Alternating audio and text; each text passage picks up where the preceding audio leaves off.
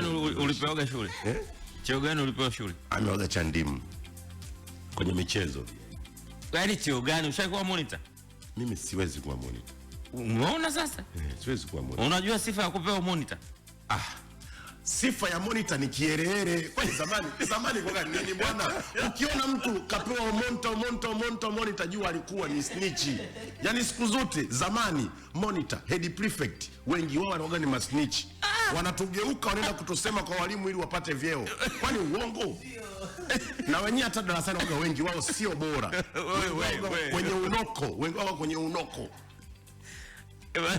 Kwenye maelekezo binafsi bana, mimi kwa upande wangu sehemu ya pili ambacho nasisitiza zaidi ni shule zetu hizi ambazo ni tunasema za kawaida.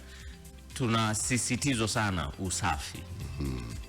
Yaani usafi ndio point ya msingi ambayo mimi naisisitiza, na usafi wenyewe unakuja kutokana na namna ambavyo kuna zawadi zinatakiwa kutolewa, kama ambavyo zamani pia zilikuwa zinatolewa. Mmemsikia dalali namba 1 amesema kule upande wao walikuwa wanapewa mazao, upande wangu walikuwa wanapewa sabuni.